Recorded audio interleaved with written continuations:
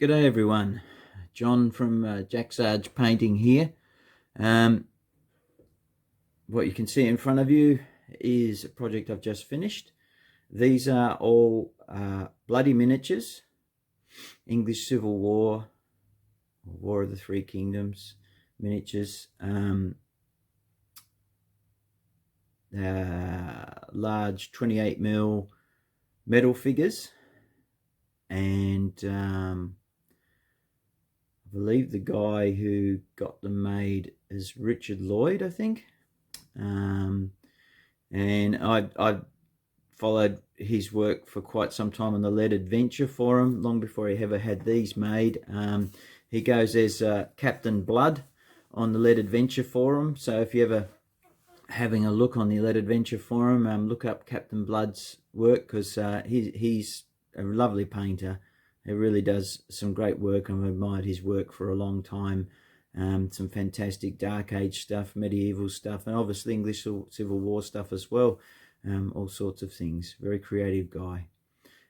So he had this range commissioned. I guess the name Bloody Miniatures, you can take it different ways. I think I'd sort of see it as probably a play on his nickname, Captain Blood, on the Lead Adventure forum. Frustratingly, as I always find with videos and cameras, they never show up the miniatures as well as one would hope. There's a lot of work went into these. I really took my time with them. They're very enjoyable to paint, full of character and interest. But the camera, despite the cliched statement of the camera never lying, it does not and cannot show what the human eye can show, really. I don't think. Not with the sort of thing we're doing anyway. And I find that frustrating, you know, when I know that there's subtle shading or colours and things that me and my customer who I've painted them for, they'll be able to see them and enjoy them, but I can't bloody well get them out on the camera sufficiently. Either, you know, it could be down to my camera, it could be down to my lighting. I've tried a lot of different things over the years, but and often cameras just tweak things without you even asking them to. And some of the subtlety of the work you've done is lost. It's like a lot of guys who I see showing their painted miniatures on YouTube. I'm sure that they are even more impressive in real life to actually look, because they were painted by human eyes, for human eyes, not for a digital camera which reads them in some very odd ways sometimes. Not the way that we actually see them. But anyway, we'll do our best with having a look at some of them here. I'll just grab these are close. Let's see if I can get this thing to focus. Okay,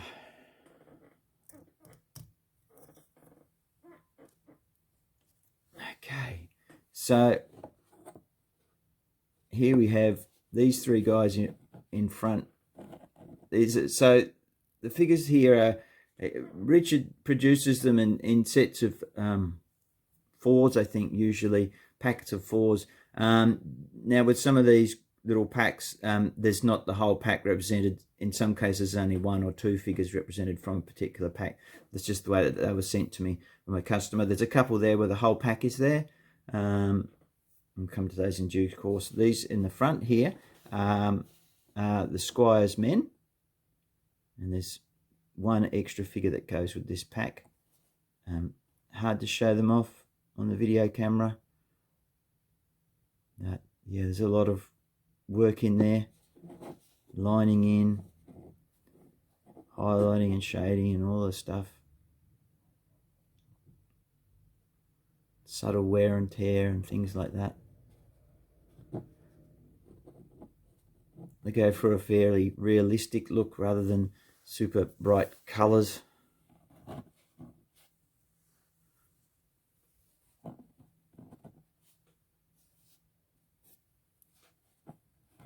Yeah, there they are.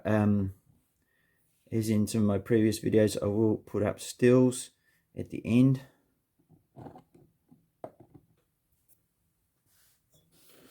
Yeah, this fella here, he's got ginger hair.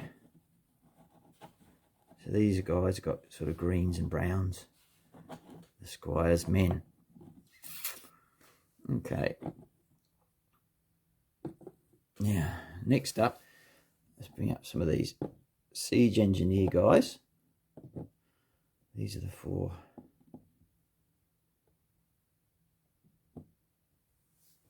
siege engineer chaps. There we are.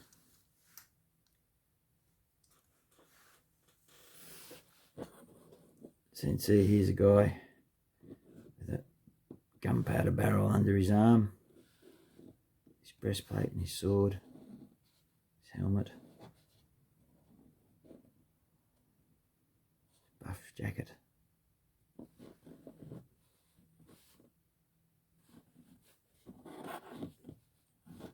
This chappie here, he's got a grenade, getting ready to launch, and his sturdy axe.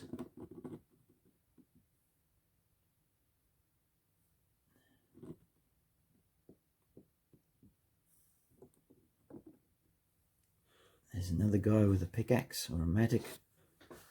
His pistol, he's got some rope on the back. He's got kind of a grapple on the end of it.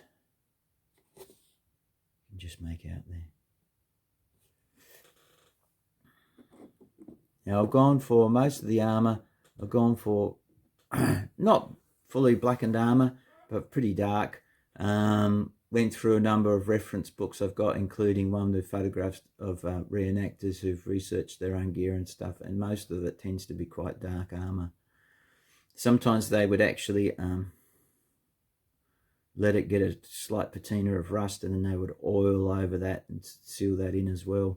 But yeah, often the armour was quite dark. So I've got 5 books for reference, plus the pictures on the Bloody Miniatures site. Talking about bloody things, there's that dog again barking. So this guy's, he's got some pretty heavy duty siege armour on, a full on big breastplate and helmet.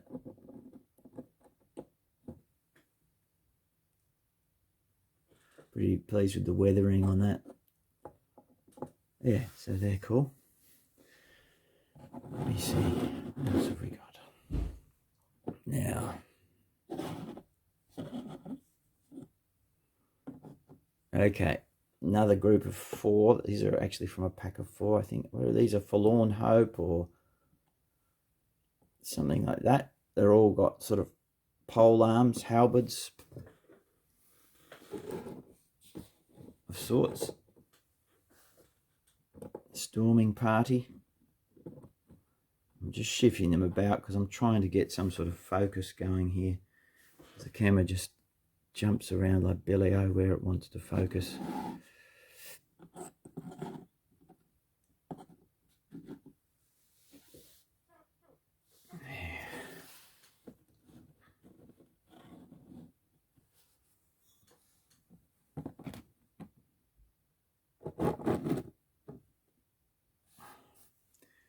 Sorry for all that unprofessional tomfoolery with the hands and stuff, but this is a bit frustrated with cameras.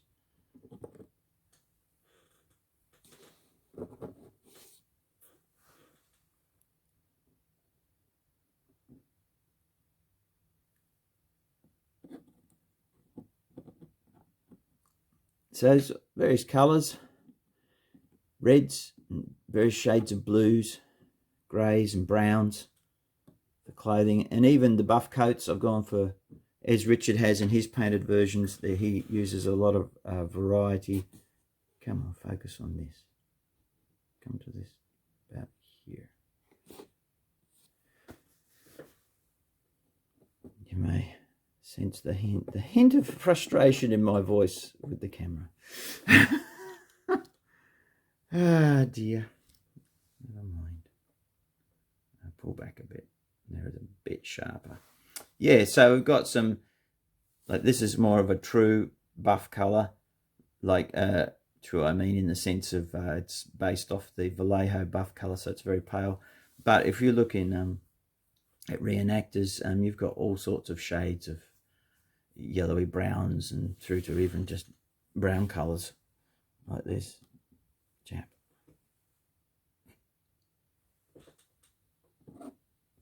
So I used a few different paints to achieve that. A bit like I do with other leathers, you know, use different colours. Yeah. So that's them. Who else can we bring up? Oh, yes, there's some dragoon dudes here, dismounted dragoons. I believe there's one more that's meant to go in this pack, but I was sent the 3.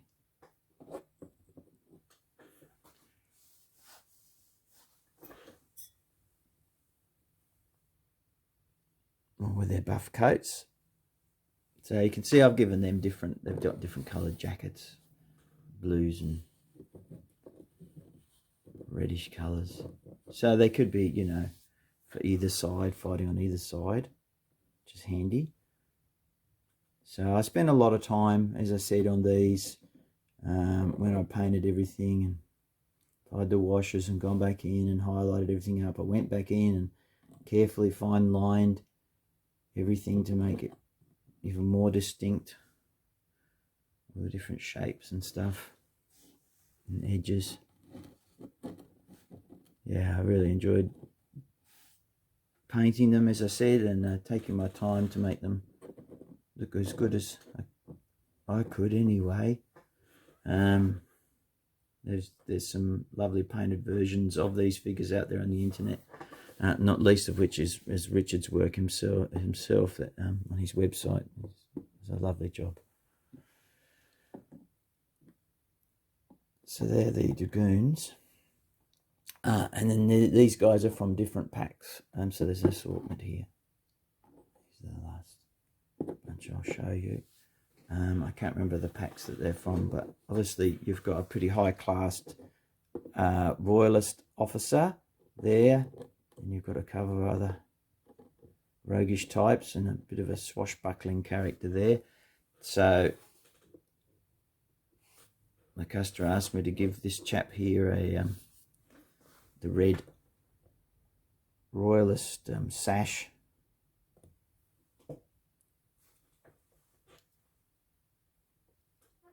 There we are. Something like a focus.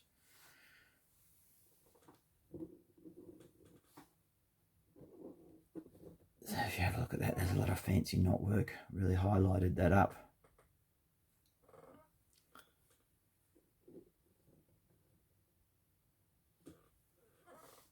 And he's got quite a pale buff coat. Lovely sort of blue jacket and trousers. Yeah, it's very smart. You got this chap here.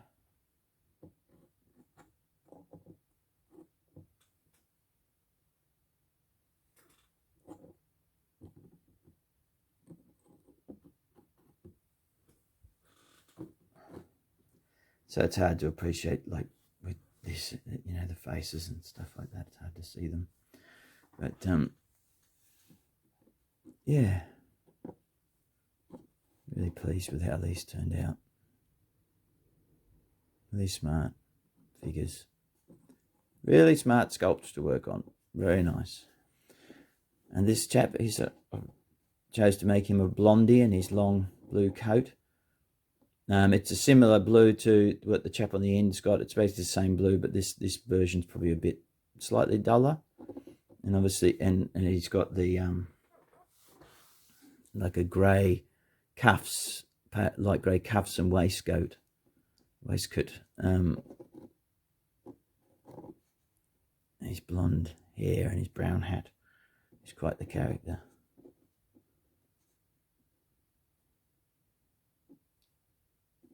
Yeah, very pleased with that. Anyway, guys, so there you go. Sorry for sounding like a bit negative about, but I'm just frustrated. Just with the photography side of things. These, as I say, these miniatures are absolute pleasure to paint, and I'm seeing a lot of people are jumping on board and collecting them and buying them for their 28mm English Civil War armies, or for skirmish games. They'd be perfect for skirmish games like Pikeman's Lament, and they seem to be proving very popular, and rightly so. And so congratulations to Richard for releasing such a cool range. He probably won't see my video, he probably doesn't watch my videos, but I'll put the pictures up on a couple of places on Facebook out of interest. And yeah, as I said, put some stills at the end. I think my next work project is going to be, my next commission is I've got some Strathclyde, Dark Age Strathclyde cavalry to get stuck into next, so I'll be back to the horses for a bit. All right, thank you for watching, everybody. Enjoy the stills that come afterward. Look after yourselves, and hopefully you'll see me on another video. Goodbye.